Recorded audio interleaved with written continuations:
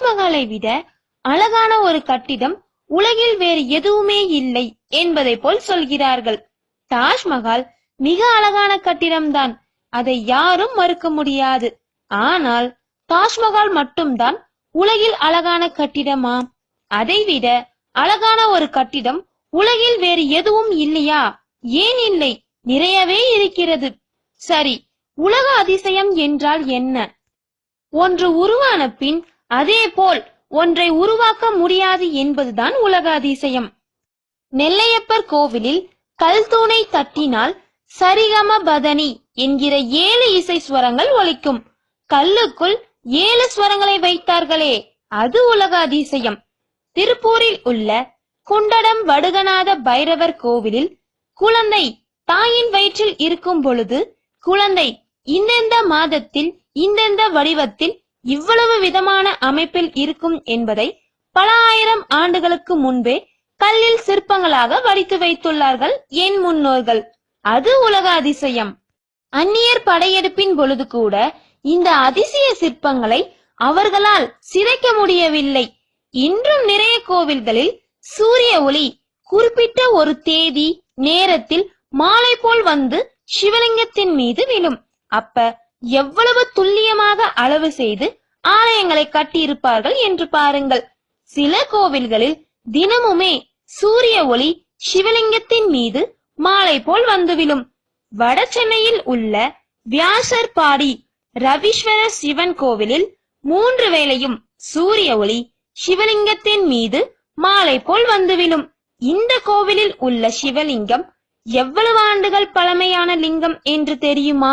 5000 ஆண்டுகள். இது உலக அதிசயம்.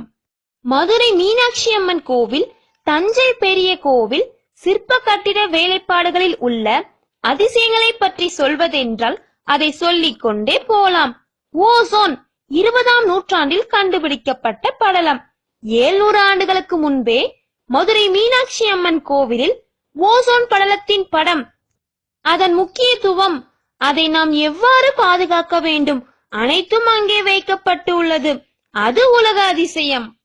யாளி என்கிற மிருகத்தின் சிலை பல பழங்கால கோவில்களில் இருக்கும். டைனோசர் போல் அதுவும் உலகில் வாழ்ந்து அழிந்த மிருகம் என்று சொல்கிறார்கள். சில பழங்கால கோவில்களில் உள்ள யாளி சிலையின் வாயில் ஒரு உருண்டை இருக்கும். அந்த உருண்டையை நாம் உருட்டலாம். ஆனால் 1000 வீரர்கள் ஒன்று சேர்ந்து முயற்சித்தாலும் யாளி வாயில் உள்ள உருண்டையை வெளியே உருவ முடியாது.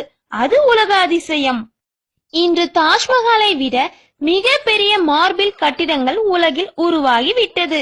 இன்று ஒரு வல்லரசு நாடு நினைத்தால் 1000 தாஜ்மஹாலை உருவாக்க முடியும். ஆனால் கல்லுக்குள் 7 ஸ்வரங்களை வைக்கும் அந்த வித்தையை எந்த வல்லரசாலும் செய்ய முடியாது. வாயில் உள்ள உருண்டையை உருட்டலாம், ஆனால் உருவ முடியாது. இந்த வித்தையை இன்று எந்த வல்லரசாலும் செய்ய முடியாது. அதுபோல் ஜெயங்கொண்டத்தில் உள்ள கங்கை கொண்ட சோழபுரம் கோவில் ஒரு வரலாற்று சிறப்பு மிக்கது. அந்த கோவிலில் உள்ள கிணற்றிற்கு அருகில் ஒரு சிங்கத்தின் சிற்பம் இருக்கும். சிங்கத்தின் வாயில் ஒரு கதவு தென்படும். அதன் மூலம் கீழே இறங்கினால் கிணற்றில் குளிக்கலாம். ஆனால் மேலே இருந்து பார்த்தால் நாம் குளிப்பது தெரியாது. அன்றைய ராணிகளுக்காகவே கட்டப்பட்ட கிணறு அது. அதுபோல் அந்த கோவிலில் உள்ள கருவறையில் சுவர்களில் மரகத கற்கள் பதித்துள்ளனர். அதனால் வெளியே வெயில் அடித்தால் உள்ளே குளிரும், வெளியே மழை பெய்தால் உள்ளே கதகதப்பாக இருக்கும். அதுபோல் கோவில் மேற்கூரையில் ஒரு ஆள் பதுங்கும் உயரத்தில் பாதுகாப்பு பெட்டகம் உள்ளது. போர்க்காலத்தில் ஆயுதங்களும் படை வீரர்களும் பதுங்கும் வகையில் கட்டியுள்ளார் நமது ராஜராஜ சோழர். எனவே நண்பர்களே, மரத்தமிழரின் கட்டிடக்கலையை வாழ்த்துவோம், தமிழ் பண்பாட்டை போற்றி பாதுகாப்போம். நமது முன்னோர்களின் திறமையையும் மற்றும் கலைநயத்தையும் போற்றி தலை வணங்குவோம்.